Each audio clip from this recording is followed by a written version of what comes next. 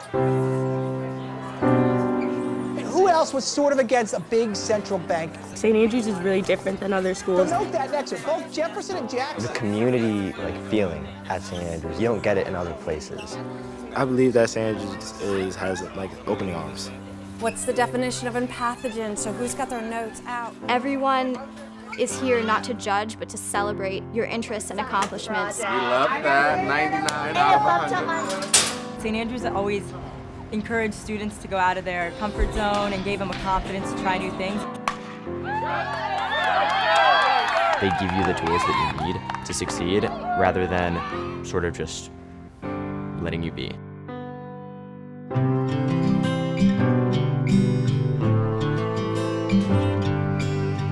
One of the things I love about this school is its agility.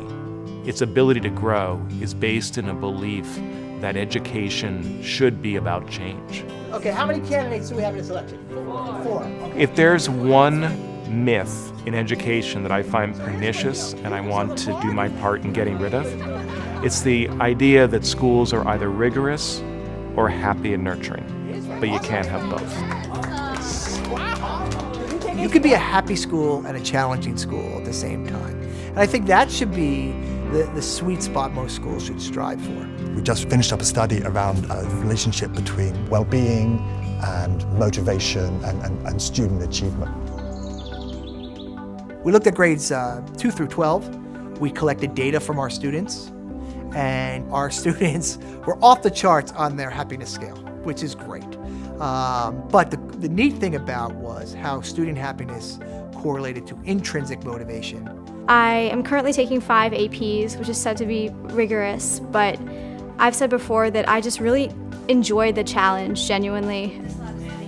I do have some late nights every once in a while, but it's honestly worth it when I have the feeling of community that I have at St. Andrews. It's all about excellence, and we know it not simply from our experience, we know it from the research.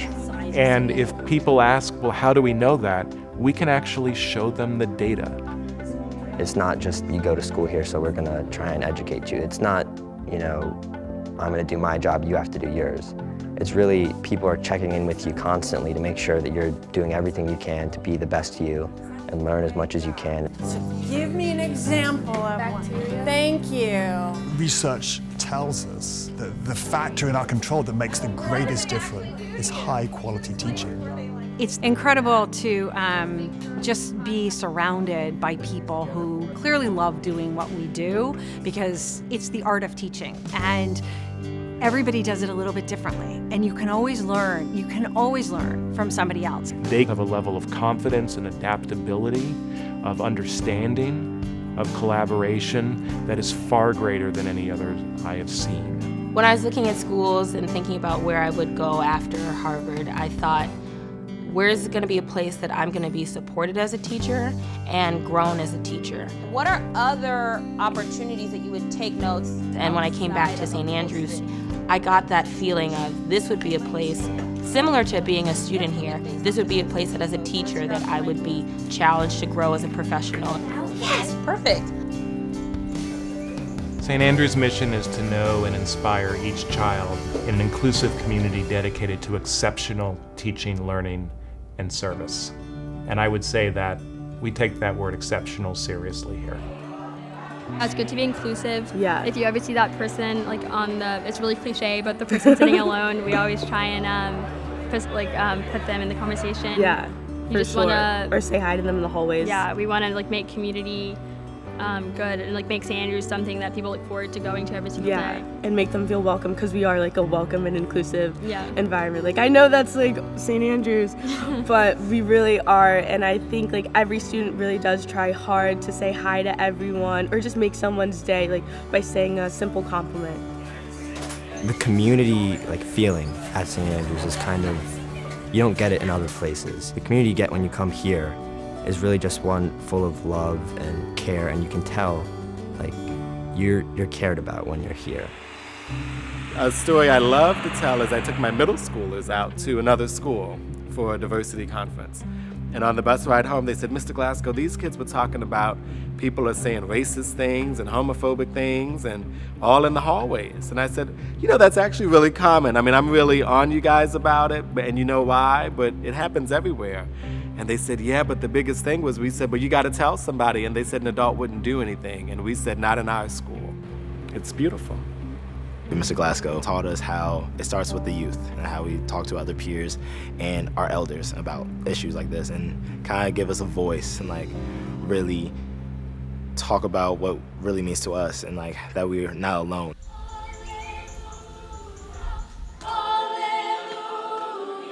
The school does not want to make Episcopalians out of anyone. It honors the place where each child and each adult is. We want an intentionally, religiously, spiritually diverse community. One of the reasons I prize Episcopal education is that it actively seeks a community of learners and educators who have different understandings of faith.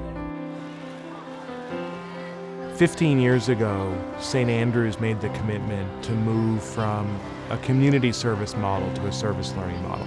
We felt really strongly that as an Episcopal school that believed deeply in service, service should be considered as important as math or English or language, and therefore should be taught. So every 9th grader takes a course in service learning. It's required. It's part of our religion curriculum. Every grade from our preschoolers up through seniors participate regularly in service activities. And our international program is really built around service. Almost a decade ago, St. Andrews was asked to adopt a school called Christois in the Central Plateau of Haiti. And one of the things we decided as a school is this is a place that our students can have impact, but not by doing it for the people of Saval, but by being in partnership with the people of Saval. The following year, they helped raise funds to build a school building, which not only gave students an adequate place to learn, but created a local economy for those who built it. The arts has always been one of the 4 pillars of the school, along with academics, athletics, and spiritual life. The discipline, the confidence that students learned in the visual and performing arts here were as necessary to their growth and development as the ability to add, subtract, and write clearly. Every student should be part of a team, and many teams along the way. Whether that child is a star or whether that child is a role player. The idea of being part of a team, of having the experience of practice, of getting better, that translates to the classroom. It translates to career. It translates to family. Oftentimes I find that students who flower in the classroom first flowered on the lacrosse field or the basketball court, or vice versa. And that's why so many of our coaches are also our teachers and staff members, because they can see that breadth of ability in students.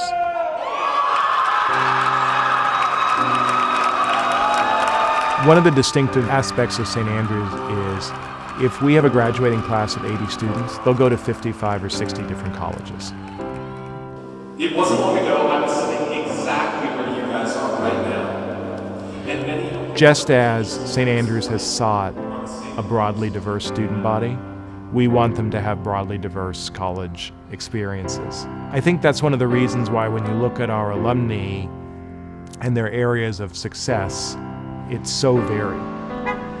I'm freshman class president of the Steinhardt School at NYU. Student government was definitely my favorite thing about St. Andrews. I was president my senior year, and that's when I really got to be the bridge between the faculty and the students and do what we could about things that we could change. I do think that the thing that I learned at St. Andrews more than anything was the importance of reading and the importance of language. And I'm just very grateful to have learned that here. And for all of the love and support that everybody gave me here, and my parents for making it possible for me to go here. A Tony Award-winning playwright, tech entrepreneurs, business leaders, doctors, law, an enormous number in education and social justice, which we're very proud. I always think about them not only as where they are, but where they've come from, and therefore where I believe that they are going.